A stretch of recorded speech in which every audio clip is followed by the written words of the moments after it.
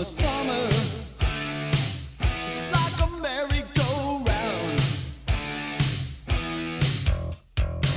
I see you under the midnight, all shackles and bows. High shoes with the cleats clicking, a temperamental glow. Well, don't you let me go. Oh, got a hold on you. Got a hold on you. I got a hold on you tonight. Oh, got a hold on you. Got a hold on you. This is Jim Fetzer, your host on The Real Deal. In Dallas, Texas, 3 shots were fired at President Kennedy's motorcade. It looks like one of those scenes of an old building being purposely dynamited and blown. When we are successful, I'm just a patsy, and we will be. Ready to make to come to the microphone, so we'll listen up. A new world order. So my name's Robbie Parker. It might have appeared that way, but from my close-up inspection, there's no evidence of a plane having crashed anywhere near the Pentagon.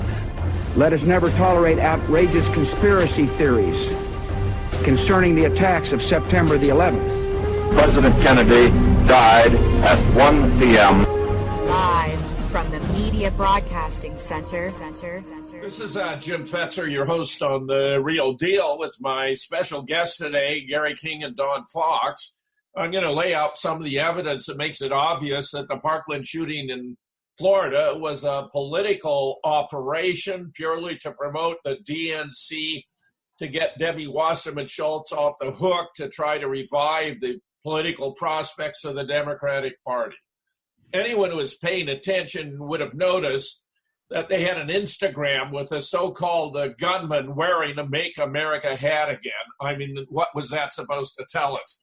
That this is what you can expect from Trump supporters? I mean, it's embarrassingly bad. Plus, it was only a hop, skip, and a jump from Mar-a-Lago to the school in Parkland. That meant it was going to be confronting Trump right in his face. Not only that, but the timing was exquisite. Just at the time that the Russian hacking drill meme is falling apart, that it's exposing the corruption between the FBI, the Department of Justice, the DNC, Debbie Wasserman Schultz, Hillary Clinton. They had to change the narrative. They haven't found anything about Trump, no collusion. They need something else to campaign upon. They have seized upon this, which was also timed to coincide with the Florida legislature taking up concealed carry, broadening the opportunities and even allowing teachers to carry as well.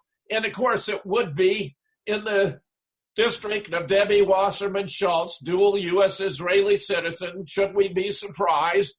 Where Debbie, of course, is the promulgator of a whole host of debauchery by the DNC, including sabotaging the Bernie Sanders campaign, which I regard as ironic, because had they allowed Bernie to win the nomination fair and square, depriving him by giving 13 primaries he won to Hillary Clinton, I believe he would have been very competitive with Trump and might even have become president of the United States. Then we have the superintendent of the Broward School District coming down from Chicago, where he worked with Rahm Emanuel, who, of course, had a torrid affair with Barack Obama before Obama became president and brought him in as his chief of staff. We have the amazing phenomenon of the Scott Israel being Broward County's first Jewish sheriff. He campaigned as a Talmudic Jew, cited the Talmud, where we all know that the Talmud is perhaps the most racist piece of propaganda ever published in history, espousing the theory of Jewish superiority, where all the other races, the non-Jews, exist only to serve the Jews. They're referred to as goyim. You're entitled, according to the Talmud, to steal, cheat, lie, and otherwise abuse the goyim, where Jews are as superior to the goyim as humans generally are superior to other animals.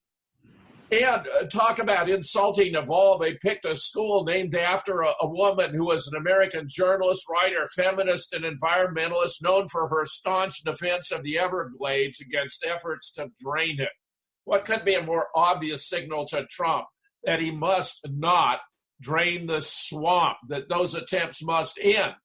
And, of course, immediately there were demands for gun control, immediate demands for gun control. And let me make an obvious point. There was a drill this day as well, and one reason they combine drills with these false flag attacks is they can take photographs during the drill they can present as though they had happened during the real deal, which in this case, as we shall see, was very elaborately staged. The sole event was to turn students into DNC DWS activists. It's embarrassing. Yoichichi Shimatsu had a brilliant article about the Valentine's Day massacre, saving Debbie Wasserman Schultz Dems from the A1 probe. The congresswoman from Broward County, Florida, had this to say in the wake of the school massacre in her district: "We must do something about this senseless epidemic of gun violence, and we must do it now." Her message is clear.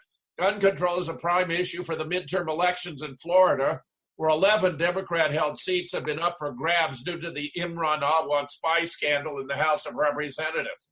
The main sponsor for the Pakistani computer service team that gained real-time classified files was this same congresswoman from Broward County, Debbie Wasserman Schultz, head of the DNC at the time of the murder of Seth Rich and the mysterious death of lawyer Sean Lucas, who had served a class action suit on behalf of Bernie Sanders supporters against the DNC, along with the killing of other DNC foes, even including the human rights lawyer, internationally renowned, who was the attorney for Julian Assange, who wound up in front of a subway in London.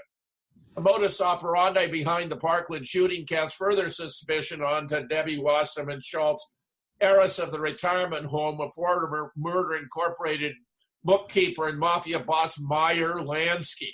Broward is mob country, site of the Gulfstream racetrack casino's recruitment ground for Lansky's attempt to regain control of his Havana casinos and the misguided venture known as the and Six. Meyer Lansky is prominent in the JFK assassination, and he's Jewish. Yes. Was Jewish. Yes. Yeah, yes. He died in Israel. Yes. He was facing charges here, and he fled to Israel because there is no extradition treaty with Israel. Our greatest ally. Our greatest ally. Yeah. Isn't that interesting? The Clinton-Bush mafia, the sudden shift of the Florida political narrative from the impending court trial of DWS-linked Pakistani Saudi spy Imran Awad to the school shooting is, of course, the capper on a string of murders linked with Debbie Wasserman Schultz. Her ability to evade investigation, much less prosecutions, indicates she's not acting alone, but has the support of the Clinton-Bush political criminal network. Florida is the turf of former Governor Jeb Bush and also Marco Rubio, both beneficiaries from the first edition of the forged Trump-Russia dossier paid for by Paul Singer, Jewish publisher of the neocon Washington Free Beacon. Yeah, Debbie Wasserman Schultz is, of course, Jewish, and of course she's tightly integrated into the Jewish cabal. Well, all these gun control efforts, Gary, turn out to be based upon a false premise. You'd suppose increased gun ownership means increased homicide rate, but the facts are just the opposite, that there's an inverse relationship. The greater the gun ownership, the lower the homicide rate. Look at North America, U.S. and Canada. They have among the highest gun ownership rates in the world, but look at the lower, they also have among the lowest homicide rates. Other areas such as Latin America, South America, Brazil, Africa have among the lowest gun ownership but the highest homicide rate. So it appears you can have either high gun ownership and low homicide rates or low gun ownership and high homicide rates, which ought to be clear to anyone who looks at Chicago, which has among the most stringent gun control laws in the country, and nevertheless has one of the highest gun violence and homicide rates in the whole world. Yeah, Chicago is mainly a black city at this point, and black males they're like 5% of the population, but they account for 50% of the murders. Pretty interesting. You'd think that, guns are the only way people can be killed. It turns out that there were 14,521 knife crime offenses in London in the past 12 months up to January 2018, with stabbings in London at their highest level in 6 years, a 23% rise from the previous year. So, if you want to kill somebody, you don't need to have a gun to do it. Admittedly, they make it perhaps easier, but the fact of the matter is high gun ownership is inversely correlated with homicide rates. And what do you do if you feel you're in fear or jeopardy? You call the police. Why? Because they have guns. But the response time for the police is sufficient that most of the mayhem has occurred long before they arrive. You may have had your daughter raped, your wife murdered. You may have been mugged before the police even show up if you're not able to defend yourself. Taking guns away from law-abiding citizens is monumentally stupid. These students are being used and abused by the Democratic National Party for political purposes, for pawns. They have no idea which end is up when it comes to gun control. They're just getting time out of school, and who knows, they may even be picking up a few bucks on the side. Freedom Daily conducted a poll in the wake of the school shootings. Which form of gun control should the U.S. adopt? Ban AR rifles, 6%. Offer free concealed carry and licenses to public school teachers, 29%. Hire military vets to guard our schools, 49%. Install metal detectors in our schools, 16%. If you ask these students what should be done about gun control, I guarantee you, except for those who've already been carefully trained, they won't have an answer. They have no idea what they're talking about. Well, Dr. Fetzer, what I want to say here in New Orleans, it was today at 10 o'clock in the morning, all of the schools had children walk out because they demanded to make schools safe again. And our friend Nathan actually didn't let his child go to school because he knew, and let's be clear to everyone, that the Parkland shooting is an absolute laughable hoax. But the problem is that they're co-opting and actually running a psyop on our children, and they've bitten it hook, line, and sinker. And on all of the radio station, it was the ALCU or something like that. ACLU. Yeah. SPLC, Southern Poverty Law Center. Right. That's who was on the radio today, and they were all just saying, well, what should we do? Should we punish the children because they're walking out? Should their parents be allowed to give them a slip so they can walk out of school? But the main thing, they're demanding that you take their rights away. Well, you may think all these students are spontaneous, but it turns out that these efforts were all organized, orchestrated by Debbie Wasserman Schultz.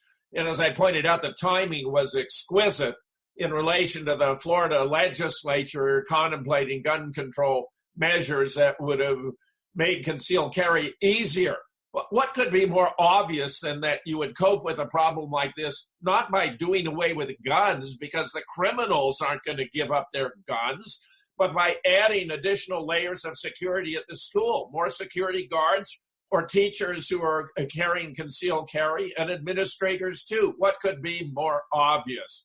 This thing was orchestrated by MoveOn.org and Debbie Wasserman Schultz well in advance. It's obvious.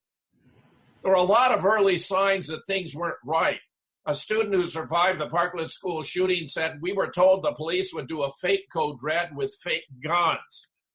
Another student, a 15-year-old, said they were told there'd be an active shooter drill at their school this week. He said that's why students thought they were participating in a drill when they were being evacuated. Is this every single time this has happened? Every single time? You got it. The Army people told the kids to not look around at the bodies they moved and hid under mats. That's because they were fake bodies. They may well have been mannequins. They are using makeup and, gore as though it were a Hollywood event in order to make these drills appear to be more realistic. And often the students don't know the difference. Here's a tell. Secret Service was present, changed school security policy several weeks before the shooting. Not only did a senior report that, but a teacher had also confirmed it on a talk show. The students' testimony dovetails with buried reports of fire drill and an active shooter drill were in fact already scheduled for Valentine's Day. They don't want you to know that. A teacher at the school told MSNBC's Rachel Maddow that she and other staff were told at the beginning of the semester an active shooting drill would be taking place sometime during the semester and that it would be unannounced. Why would the Secret Service have changed security protocols in the Stoneman Douglas High School unannounced to teachers and other staff just weeks before the shooting? Here's a poll by Intel Hub. 61% they were in on it. 32% they had foreknowledge. 7% it was just a coincidence. How could anyone imagine it would be just a coincidence? I mean, this is absurd. Right. So, Dr. Fetzer, now we have 16 indications of Secret Service complicity now? Well, we always oh, yeah. There you go, Gary. Indeed, a security camera was taken from the freshman building entrance in advance of the park flag, so you wouldn't have any video footage. And so just like Las Vegas, the authorities are hiding the surveillance footage of the Parkland shooting because it would show it was a drill, that no one was being killed. It was all being faked by very poor acting and other forms of deception. Indeed, it even turns out the security footage from the Florida school was on a 26-minute delay. Now just ask yourself, what possible good can it do for those who are responding to an emergency if the video surveillance is on a 26-minute delay? These are all signs that this was a completely staged event, carefully crafted. Here's some additional proof of Parkland fakery, Gary. Here's an expert who resides in Florida. This guy has a military background, a school background. He's a real expert. He's got a wonderful layout here of exactly how it was done. Let me play it for you. It's about 7 minutes. My name is John Bushell, and I am not a bot. I was in school administration after spending a stint in the military. I was a teacher, a coach, and later became an administrator. Like most athletic males, I was assigned as part of the school security team. Eventually, I was trained by the Department of Homeland Security, several sheriff's departments, and the Georgia Bureau of Investigation, GBI. Prior, I was trained in the military. I was a combat crew member and a certified marksman with both rifles, pistols, M16, and .40 caliber Colt. With an oak leaf cluster, multiple awards, I was a likely person to help with school security and had an extensive background in technology and video surveillance as well. I held an SCI security clearance, which is the very highest we have in America. I say these things to help you understand my background and to weigh my opinion as to the events in Parkview, Florida, 30 minutes from my home where I live, now retired from school administration. As an administrator in charge of a large high school of 1,800 students and 140 employees, I held tabletop exercises and wrote publications and helped with multiple school and multi-jurisdictional school systems training as a developer and a presenter. Never did I hear from, receive information from, or was contacted by, read any publications, or gathered statistics from the United States Secret Service. Not once, ever. Yet 3 weeks prior to the shooting in Florida, the United States Secret Service was not only at the school, they held the training. I talked to one of my teachers. In fact, it was the same teacher that I ended up being with, yesterday when all of this went down. And he said that the Secret Service came and trained them on what the new safety protocols would be. I have also, despite actually thwarting a school shooting by an armed predator at my school, have never seen, spoke with, or was interviewed or contacted by the FBI or the United States Secret Service. It's worthy to note that the 911 response time was in excess of 20 minutes. In fact, I was only contacted by a few reporters. No reporters ever contacted my students for interviews or opinions. I never spoke to a national law enforcement agent, much less the United States Secret Service. So to hear the FBI were the first responders, only beating CNN by minutes, in a wealthy Florida area saturated with law enforcement shocked me. Seeing the amazing amount of CNN coverage, so well organized and all espousing one message and only one message, is equally troubling. Seeing a student saying she actually walked with the shooter while evacuating and heard shots shocked me. You were walking down the hall. He had already fired at that time. Yes, sir, with him. Weren't you scared? In the moment I wasn't, because there was definitely another shooter involved. So you think there was more than one shooter? Seeing video of a student telling us she was told they would have a drill that day with actors deeply troubles me.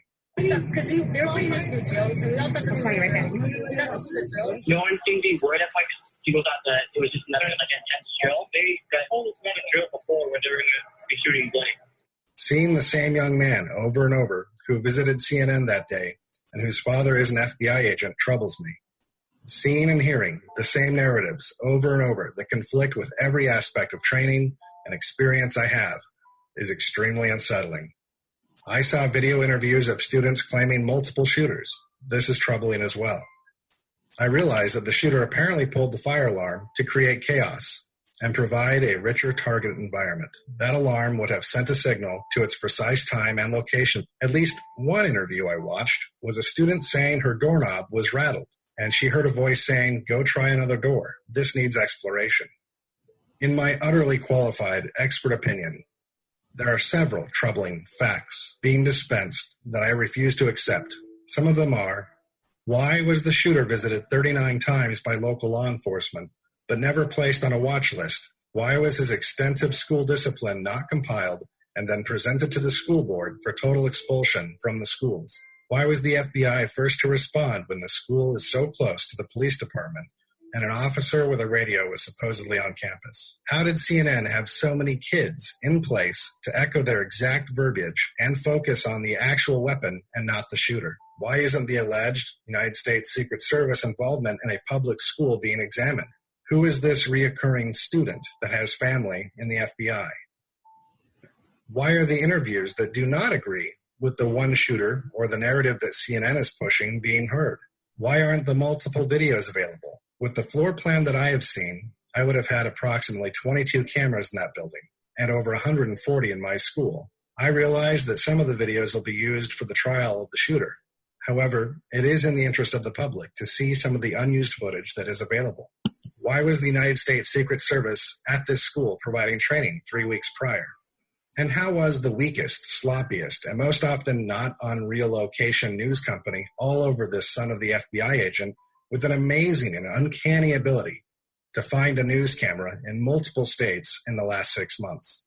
Did this infamous teenager actually graduate already? Has the United States Secret Service ever been to any other schools to supervise and provide training for an active shooter situation? How could the United States Secret Service possibly visit all 22,000 high schools in the United States?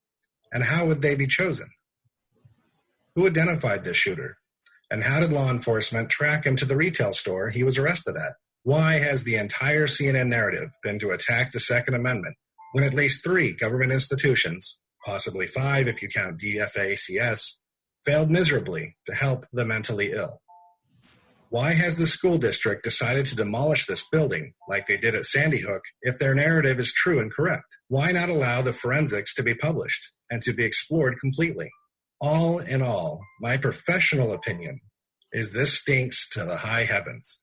Either we are surrounded by the most incompetent news people in the world who don't ask questions or give a damn about these murders, or have no concept of why this happened and will happen again soon. I, for one, am sick to death of the fake news outlets pretending that this is about a rifle. It's not. It's about a mentally ill person, totally abandoned and discarded and politically expediently ignored by multiple agencies allowed to commit inhumane acts of terror due to incompetence. Johnny Bravo at John Bushell. My name is John Bushell. Well, I thought that was quite a brilliant critique overall. Now, among the victims who are named in the indictment are Aaron Feiss, who was supposed to be a coach who gave his life for his students, and Scott Bagel. Among those wounded are Samantha Fuentes, Stacy Lipple, and others whose cases we are going to review here, including Madeline Wilford. We start with the coach, Aaron Feiss, who appears to have attended one of the funerals. When you look at his size and girth, when you look at the shape and size of his head, when you look at the distribution of hair, when you look at the glasses, the probability that you'd have someone with all of those features, just like those of the coach who would be attending the funeral thereafter, by chance, is incredibly remote. It has to be approaching a very, very small number, even zero. So it looks as though we had a case here, as we did at Sandy Hook, where one of the kids, Jimmy Mattioli, couldn't resist attending his own funeral. Here's a coach attending one. Here's another, the students who's supposed to have been shot in the leg. You notice how it's quite an elaborate arrangement with braces and so forth on his leg.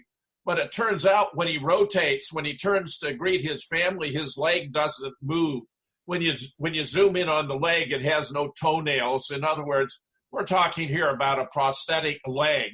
And this is only one of multiple fake actors here among the students. The most interesting is this woman, Stacy Lipple, claims to have been grazed by a hot bullet, which left the chamber of the shooter's gun as he closed the door to her classroom. She suddenly, this is her report, I suddenly saw the shooter about 20 feet in front of me, standing at the end of the hallway, actively shooting down the hallway, just a barrage of bullets. I'm staring at it and thinking, why are the police here? This is strange because he's in full metal garb, helmet, face mask, bulletproof armor, shooting this rifle I've never seen before. According to Stacy, she told fellow Stoneman Douglas High School teacher Scott Bagel, 35, to get back in his room just before the shooter fired a number of rounds into his room, killing him and other students. Lipple said the shooter fired 4 to 5 rounds into her classroom, which shattered the door before the heavily clad assassin continued his shooting spree down the hallway. According to her, this included the death of 2 of her favorite students. Now, according to the official timeline, this would have had to be within 2 minutes and 33 seconds of Cruz being dropped off by an Uber driver at the curb, making his way to the east stairwell, putting on a full metal garb of helmet, face mask, bulletproof armor, and begin shooting, which is a fantastic scenario. So just as the one student previously said she was with Cruz but could hear bullets being fired elsewhere, which appear to have been blanks, we have to accept that there may have been 2, one who was so dressed. But here's from a 25-year police officer, 15 years general detective, who has interviewed many subjects of traumatic events. When I was interviewing those directly affected by these crimes, especially women, they would have what I would refer to as moments of reflection. In other words, when they were describing in detail what happened, they'd briefly relive the moment. Sometimes they'd start crying. Other times they'd begin stuttering. Many would show anger or clench their teeth or fists. Others would stop talking completely and request a moment to compose themselves and gather their thoughts. You get the idea. Because they were reliving the trauma and are going through a sort of grief process. Some even develop post-traumatic stress syndrome. The fact this teacher displayed none of these signs is, to me, quite telling. In fact, it's incongruous with my experience. Here are a few reasons why Stacy Lipple should have shown emotion. She should have quite literally been in fear for her life. Placed in a traumatic life and death event, we lose control of our fine motor skills. The brain's higher functioning and cognitive responses are superseded by our primal instinct to survive. Sue, the teacher, showed us she came face to face with the shooter. That would have been terribly frightening, yet when she describes it, she has little emotion. 3, she states 2 of her students were shot and killed inside her classroom. By her own description of these students, she led us to believe they were among her very favorites. Again, she doesn't tell us with any emotion. 4th, most telling of all, she stated fellow teacher Scott Bagel was gunned down in the classroom across the hall. Well, this is quite curious. I went online and began reviewing teacher certifications for the state of Florida Department of Education website. I found the teacher certification and license for Stacy Lipple. I also found both a teaching license and a coaching certification for the football coach and shooting hero Aaron Feist, who appears to have attended the funeral post-mortem. Even every teacher mentioned with regard to the shooting appeared to have current teaching licenses except one, though Scott Bagel was said to have been both a geography teacher and boys cross-country coach. I could find no such certification, no teaching license, no coaching certification. Apparently, he had previously taught there, but left in 2012 and returned to his previous state of New York. This means that Stacy Lipple's story of witnessing Bagel get shot by the suspect is not possible. It, in fact, is apocryphal. In other words, she is lying. Here's a photograph of Stacy Bagel, a geography teacher, was killed as he tried to usher students back into his classroom, according to her. If he was a permanent teacher in Florida, why did he have Florida only as a temporary address with his permanent home and phone number in New York? Why has his name been redacted from the official victims of the supposed charge against the shooters? Here we have Sheriff Israel and Scott Bagel pictured together at an NYPD Showroom Society event. In fact, that may have been the South Florida Showroom Society, where the Showroom Society is an organization for Jewish police officers, which may have had an important role here. In Dallas, Texas, 3 shots were fired at President Kennedy's motorcade. That's what we were told. Most Americans never believed Lee Oswald was the lone gunman, for excellent reasons. In fact, there were at least 6 shooters who fired from 8 to 10 shots or more who are identified here. We have, finally, the solution to the greatest murder mystery in history, laid out for the world to see, proof after proof after proof. Photos were faked, the body was changed, x-rays were altered, the home movies were fixed. 15 experts contribute to a 529-page book with 1,037 photos and diagrams in black and white and color. Hi, this is Gary King. If you'd like JFK, who, how, and why, and would like to support the new JFK show, then go to patriotradiobooks.com. That's patriotradiobooks.com. Other students are doing a very poor job of acting. Look at these 3. It turns out there are victims in the school shooting for which it's been impossible to turn up birth certificates as though they were never born. This is rather analogous to Sandy Hook, where we had photographs of the kids that were made up actually out of photographs of older kids when they were younger. Wolfgang Halbig has found this photograph of 8 Sandy Hook girls, all grown up, looking very cute, juxtaposed with their photographs when they were allegedly killed on 14 December 2012. Here we have 3 others backstage at the Ellen show, 3 students, Emma Gonzalez, Cameron Caskey, and Jacqueline Corey, mugged rock star style for a video clip.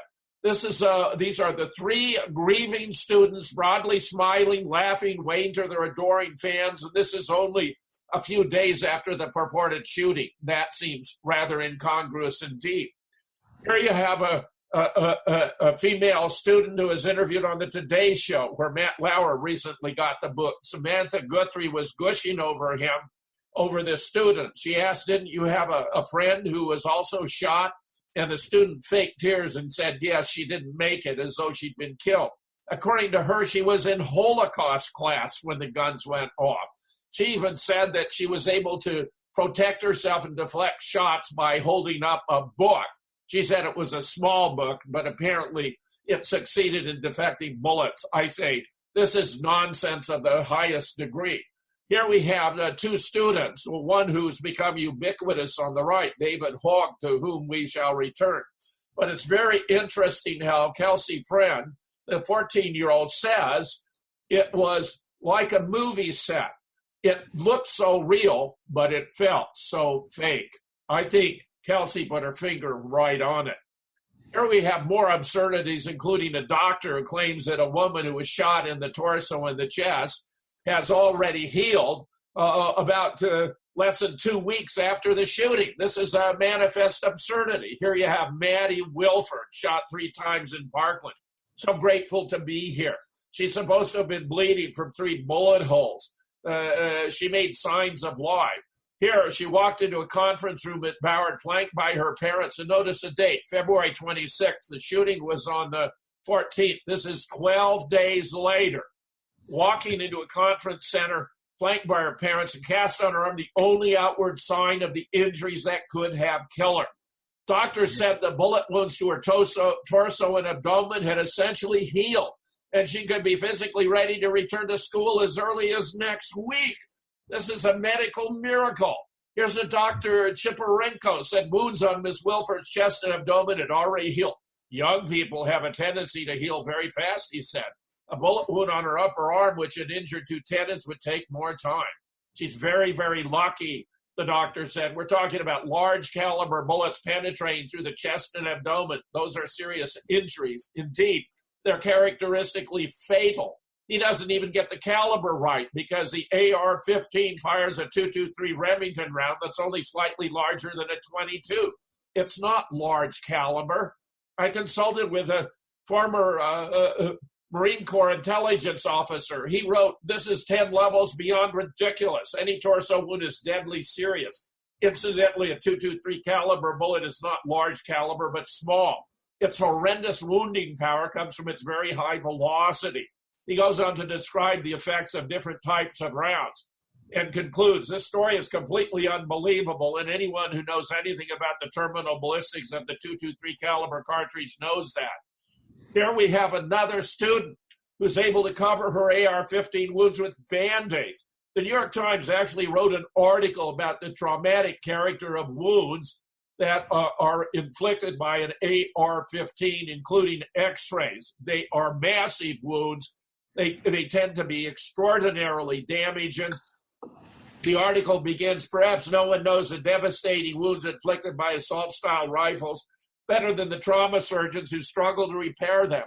The doctors say they're haunted by their experiences confronting injuries so dire, they struggle to find wounds to confront them. Well, here we have Stacy Fluentes. This is a story of February 21st, 1 week after the shooting on the 14th. Leaves hospital. Still has shrapnel behind her eye. Samantha Fluentes, 18, a senior at Marjorie Stoneman Douglas High School, was shot in both legs and struck in the face with shrapnel. She currently has multiple stitches in her cheek, forehead, and a bruise around her right eye. Look at that bruise. That's a nice job of makeup.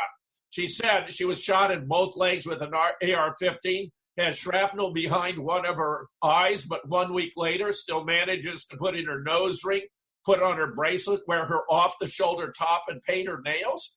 Here she is walking and being interviewed by reporters after only 1 week, and her leg now requires only Band-Aids for the AR-15 wounds. I mean, this is preposterous. It's complete nonsense, complete rubbish.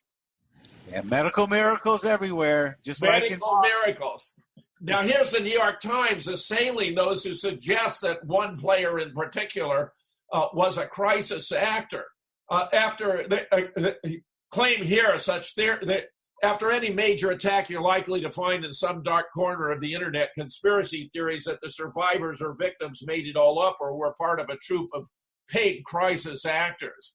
Well, they may or may not be paid, but they seem to be, eager participants. Such theories after the massacre in Las Vegas in October, at a gay nightclub in Orlando, at Sandy Hook Elementary in Newtown.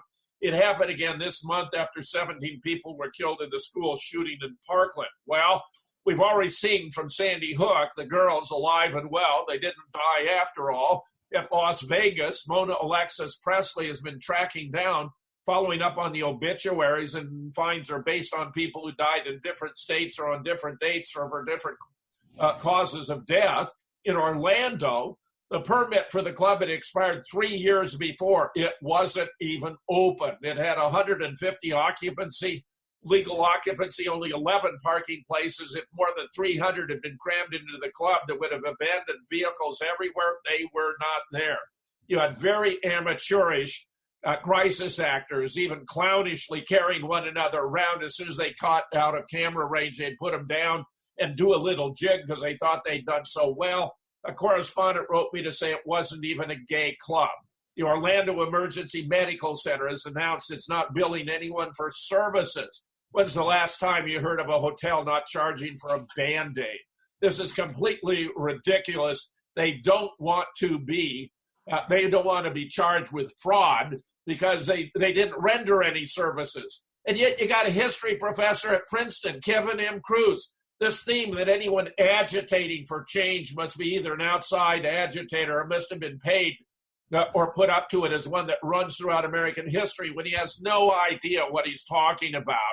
I wrote to him as a graduate of Princeton myself and sent him copies of links to videos of mine discussing the events at Sandy Hook, the Boston bombing, Charlottesville, and Las Vegas, where I've one now that includes Parkland too. They're entitled False Flags on 5 Fronts and Fake News on 5 Fronts. Check them out. And here we have from Las Vegas. We have 33 videos we've inspected where you can hear lots of sounds of shots, but no actual people being shot because they were using a pre-recorded soundtrack of a machine gun firing played through the PA system for the concert. Here's a new video that's emerged where you get a crisis director getting out and directing 2 of the crisis actors. This has nothing to do with calling for change. This is an outright fraud on the American people. Now here we get this fellow David Hogg, who was in front of the camera just 6 months ago for a controversy that occurred in Redondo Beach in California, where a friend of his put a surf guard on the trash bin, which turned out to be illegal, got into an exchange with a lifeguard, which CBS just happened to be there to pick up. Turns out here you have him with fellow teen activists and CBS reporter Gisela Perez, later taken down after Kristen Taylor of the Gateway Republic reported on the photo shoot and how it's strange that all parties look so cheerful and enthusiastic in the wake of such a tragedy. I mean, this is absolutely unbelievable. Then we have his first interview where he 5 times stopped back to repeat because he wants to stay on the script. This is obviously not a person who's reporting what he sincerely believes based on his own experience. He's trying to stay on the script. We even have photographs suggest that he graduated from Redondo Union or Redondo Shores High School in 2014, 4 years ago. He's not, in fact, actually a student who belongs at Parkland. And in fact, an old video has now surfaced from one of his classmates saying he shouldn't even be in our school. He's 25 from California with the annotation, my debate partner is a crisis actor. Get this. Watch this interview. Crazy. Right. Really?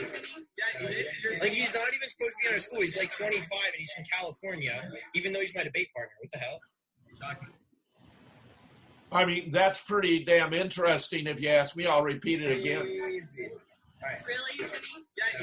Like, he's not even supposed to be in our school. He's like 25 and he's from California, even though he's my debate partner. What the hell?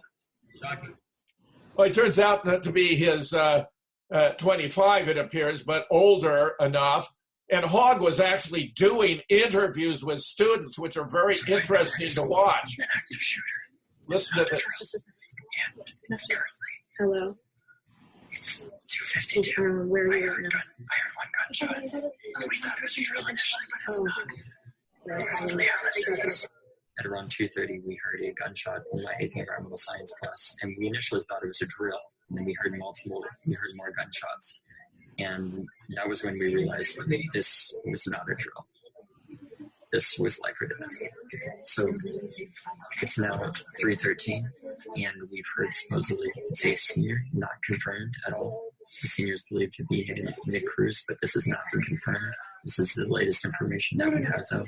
We still believe that the person has been neutralized, but we're still currently on lockdown. We're on lockdown because there's an active shooting. We thought it was a fire drill, went outside, and then people started running because there were shots. I didn't hear them personally. And then I started running. So what's your message? I really don't think there's anything new to say, but there shouldn't have to be, because if you looked around this closet and saw everyone just hiding together, you would know that this shouldn't be happening anymore, and that it doesn't deserve to happen to anyone, and that no amount of money should make it more easily accessible to get guns. And that's that. So here during this event, this traumatic event, he seems to already know the name of the shooter. That's at 3:13, when it turns out the shooter wouldn't be identified until 3:42. So it's very interesting. He seems to have advanced knowledge. And notice he's interviewing them about gun control during the shooting itself. I'm telling you that it's so pathetic, Jim. And I just it's just terrible. It is disgusting, Garrett. It is disgusting. I don't see how they take that guy seriously. He's just such a twerp. Well, we're going to get more on him, and you're going to find it really is a shocking situation. Many students and faculty who were at the high school during the shooting thought it was a drill after they were told in advance that role players would be conducting a fake code red, including, with makeup. Here it turns out, we'll see they actually used fake blood, as occurred in Boston. Notice here, when you peer through the smoke, there are bodies that are missing arms and legs, but there is no blood.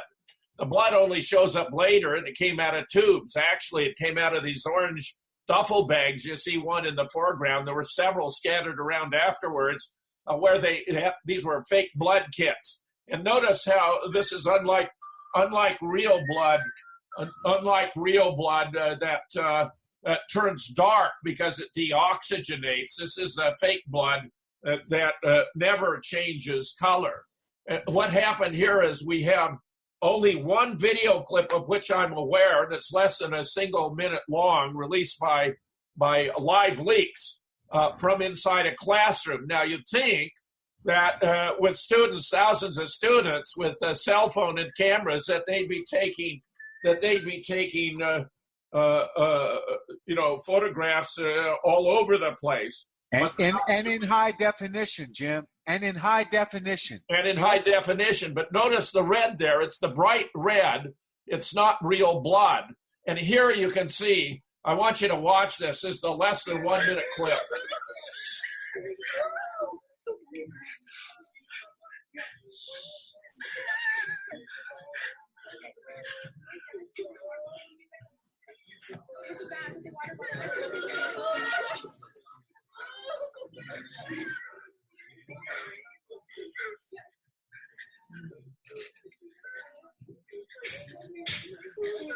And look at those legs on that dummy. It's flat as a pancake.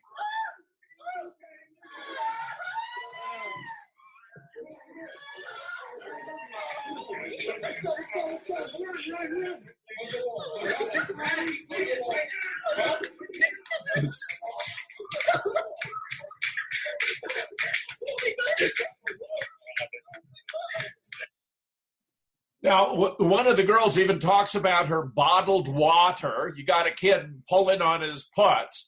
You got a police officer carrying a student out who doesn't suffer from any obvious wounds. You got this body line there, but it does look like a real body. Take another look at this one. It's interesting enough. There's been a further comment that a figure in the background appears to be a dummy.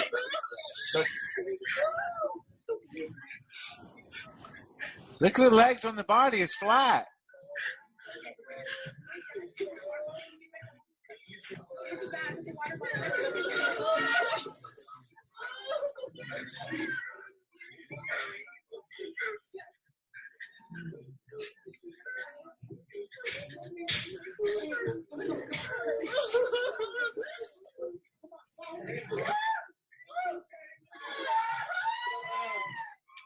Well, you get the idea. This is totally staged. And the fact that we only have this one video implies that it's all been very carefully crafted to release only what they think is the most, the public would find most convincing. And out of focus. Out of focus. Yeah. There wasn't one clear image on the entire video. It was, remember when we tried to stop it? You had one of your friends tell you that when you stop it, it's all blurry. Yes. It's just something that doesn't happen anymore. Then get this: they're scripting what they're putting out to the public. CNN had a gun control town hall with scripted questions. It was 100% staged, just like the events at the school. CNN staged a fake scripted town hall in the Florida shooting. To no one's surprise, the entire event was scripted as an elaborate media theater to push the left's radical gun control agenda. Marjorie Stoneman Douglas High School student Colton Hubb said he was approached by CNN to ask a question at Wednesday night's town hall, but decided not to after the network gave him a scripted question, quashing one he himself wrote. Hubb, a member of the junior ROTC, shielded students while the school was under attack from the shooter, said he was going to ask about using veterans as armed security guards. But they'd originally asked him to write a speech and questions, but it ended up being all scripted, he told the local reporter. CNN opted to leave him out of Wednesday's town hall event because his perspective didn't fit the narrative they'd been peddling. CNS, of course, is the same discredited fake news network that routinely uses plants in the audience and secretly gives debate questions to Democratic candidates in advance of the debates. They've previously been caught staging focus groups to make sure participants are nearly 100% pro-Clinton. And Hillary Clinton, the darling of CNN, has repeatedly been caught using child actors to plant scripted questions. CNN has a long history of allowing political plants to flourish in its published forums, warns Michelle Malkin in the New York Post. At the cable station's Democratic debate in Las Vegas in 2007, moderator Wolf Blitzer introduced several citizen questioners as ordinary people, undecided voters, but they turned out to include a former Arkansas Democratic Director of Political Affairs, the president of the Islamic Society of Nevada, and a far-left anti-war activist who'd been quoted in newspapers lambasting Harry Reid for his failure to pull out of Iraq. Here's another from the father. CNN has turned a number of the survivors of the Parkland into mini celebrities in the wake of the massacre. It's seldom the case you see survivors do speak out, so you can't blame the network for giving them airtime. But we can blame CNN for using the survivors of a tragedy as pawns for gun control. While we don't mean to attack the students personally, having survived such a tragedy doesn't add any validity to their calls for gun control, especially since I haven't seen any actual concrete proposals from these students. I've just seen them call for action. What kind of action? Who knows? Just action. So they want politicians to do something. What that something is isn't explained. And that continues to this day, Gary and Don. We're getting reports on TV of a lot of students out there. They're saying enough, and they're saying do something, but they have no idea what is supposed to be done. Likewise, views of the Parkland survivors who don't believe in gun control, that gun control is the answer, aren't any more valid either. But they do exist, and CNN is not giving them airtime. It's just so scripted. Here's also from Zero Hedge. The latest embarrassing blow to CNN's already tattered credibility emerged last night when Colton Hubb, the student who first exposed CNN for pushing him to ask a scripted question during Wednesday night's town hall, appeared on Tucker Carlson tonight to offer even more shocking details. Yesterday, we noted that he had come forward to say he decided not to attend because it was scripted. Now he explains that they actually said over the phone that I needed to stick to the script. That's a producer speaking to him. I mean, that's how it was. Other experts agree it was a psyop. You had Wolfgang Halbig on the Caravan to Midnight with John B. Wells. Now, this is particularly interesting because Wolfgang is a nationally recognized school security expert who actually designed the school safety protocols for the Broward schools, including this one. So he makes observations about security cameras with a 27-minute delay, officers with guns that stand down. It turns out 4 officers didn't even go in. Multiple students claiming multiple shooters. Faculty meeting that morning, warning they might have an active shooter drill. 3,500 students herded into gunfire for a fire drill without the administration checking the alarm. 17 dead and 0 family lawsuits. That's if they had actually been real. Here's some of the similarities he points out. No trauma helicopters, no EMTs allowed to enter the school, triage area set up 300 yards away, ambulances 300 yards away, bodies left overnight in the school. Well, this is like Sandy Hook because there weren't any bodies in the school. Indeed, they would ultimately have to require those who participated in demolishing the elementary school in Newtown to lifetime gag orders that they could never talk about anything they saw or didn't see, which would have included no blood on the floors and no pock marks in the wall. We were asking to go in. EMT at Parkland speaks out, pulls no punches. This is incredible. We already know not one but 4 Broward County Sheriff's Office deputies took up positions outside the high school rather than enter the school.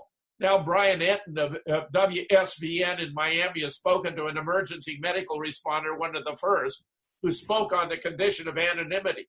Everything I was trained on mass casualty events says they did the wrong thing. You don't wait for the scene to be cleared. You go and immediately retrieve the victims. You can't leave the victims lying there. We were asked to go in, asking the scene commander to go in. Why are we all standing around? Why are we not having patients to treat? Why are we not going into the building and retrieving the kids? The response every time was law enforcement did not clear the scene and would not allow medical personnel in. Even Miles Mathis has nailed this as another see-through psyop. We're less than a week out from the staged event. Already conspiracy theorists have compiled plenty of good evidence showing it was staged. Multiple students confirmed the school conducted active shooter training a month before. One student said there were rumors active drill was going to happen soon. They'd already had a fire drill earlier. Most students admit they thought it was a drill. Many students report gunshots from multiple locations, claiming 2 or 3 shooters. Many students interviewed showed very little emotion. We even get a few can't stop smiling, like the girl who claimed she spoke with Nicholas Cruz as he was exiting the building with the other students. If you had just been terrorized by a school shooting and found out you actually spoke with a shooter on your way out of the building, would you be chuckling about it so casually? There was also a former FBI agent interviewed on Wolf Blitzer who does the worst impression of someone breaking down crying I've ever seen. Then there are the dozens of pictures of students, parents, community members making crying faces without any tears. Then we have Robert David Steele talking about hashtag Google Gestapo deleting accounts that conflict with the official narrative. The USA is now officially Stalinist in its treatment of information that is not approved. Here's an email with many links from a person whose entire digital life has been deleted by social media, talking about what happened at Sandy Hook. They're treating information the way Germany treats those who question the Holocaust, the common connection, Zionists. We're also taking an interest in Broward County, which appears to have a much higher proportion of judges and county officials who are active pedophiles and even in some cases active murderous pedophiles. This is from Robert David Steele. Here he copies part of a report from a woman who's had her site wiped out. On the day of the shooting, the state legislature was supposed to vote on SB 1236, which would allow teachers and staff to be armed in schools. Since its false flag psyop occurred, the vote on that bill was killed in the state legislature. Similar scenario with the Fort Lauderdale airport shooting. On that day, the Florida state legislature was to vote on some pro-gun bills, one for license open carry, one for campus carry, and one to end all gun-free zones. As a result of the airport false flag psyop, those few pro-gun bills never got voted on and were scrapped entirely. This means when the next false flag psyop occurs in Broward County, it'll be on a day the Florida state legislature is to vote on either a single pro-gun or numerous pro-gun bills. And then you have Steve Pachinik. Again, he's comparing what happened in Parkland with Sandy Hook, where nobody died. We've shown the school was closed by 2008. It was loaded with asbestos and other biohazards damaged by hurricanes. They had a major flood in 2007. The school was closed. There were no students there. Censoring analysis of the production. I was interviewed on the Richie Allen Show on Monday, February 19th, to talk about Parkland. Here he writes about my coming on the show. Jim discusses the many unanswered questions about last week's Florida school shooting. Don't miss this. But it was taken down. The Richie Allen show YouTube channel has been deleted after an interview with Jim Fetzer about the anomalies with the media reporting of the school shooting in Parkland, one of many victims of censorship. This is written by Richie. Further to my post this morning, YouTube has deleted my channel citing a third community guideline strike. This time it was my interview with Jim Fetzer last Monday. Jim came on to state in his opinion there were anomalies with the media reporting. The interview can be heard here. You can hear me repeatedly challenge Jim, as I always do with any guest who makes highly controversial claims. Jim concedes several times his opinion is just his opinion. I might be right in believing the narrative. Yet YouTube claims it's harassment or bullying. Of whom exactly? The victims' families or the people of that community? That's ridiculous. I argued with Jim, who's a gentleman, whether you agree with him or not. I challenged everything he said. He didn't harass or bully anyone.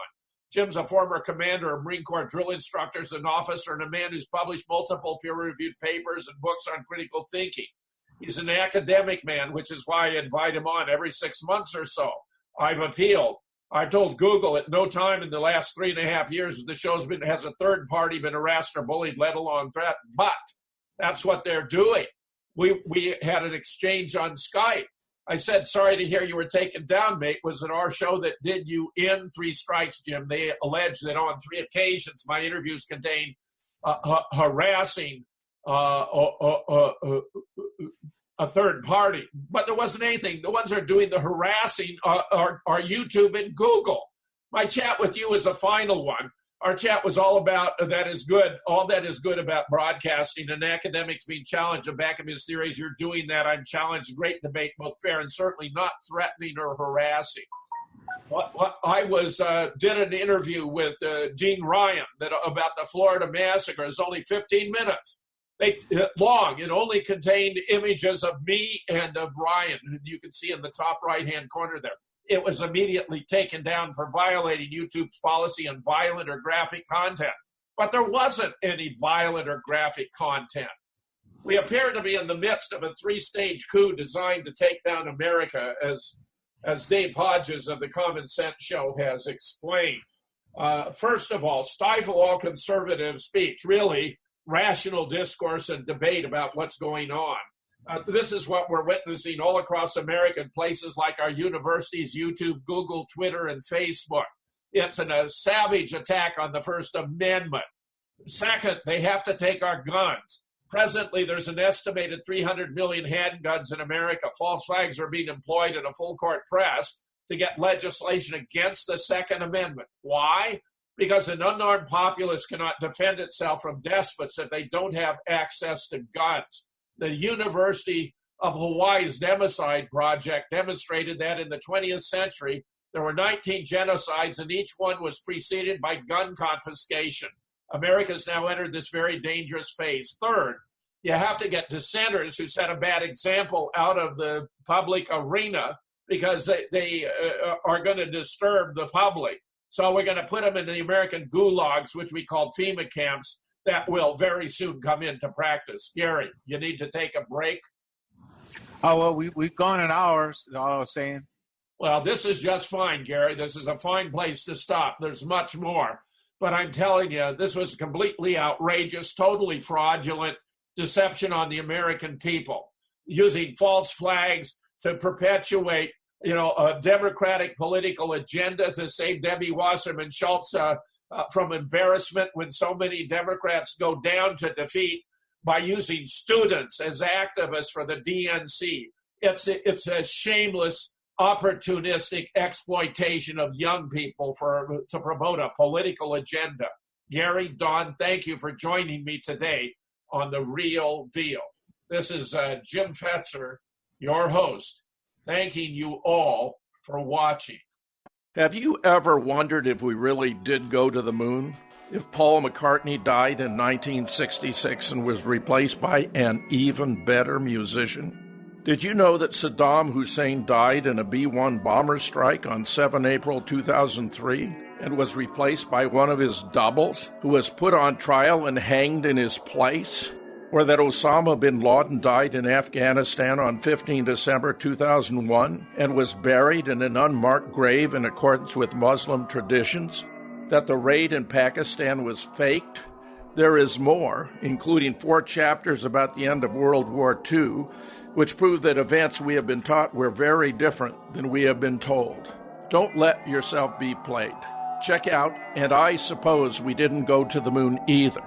Hi, this is Gary King. If you're interested in the book, And I Suppose We Didn't Go to the Moon Either, with the moon landing, Paul McCartney, Osama bin Laden, and the hoax of the century that is unspeakable, then go to PatriotRadioBooks.com. That's PatriotRadioBooks.com.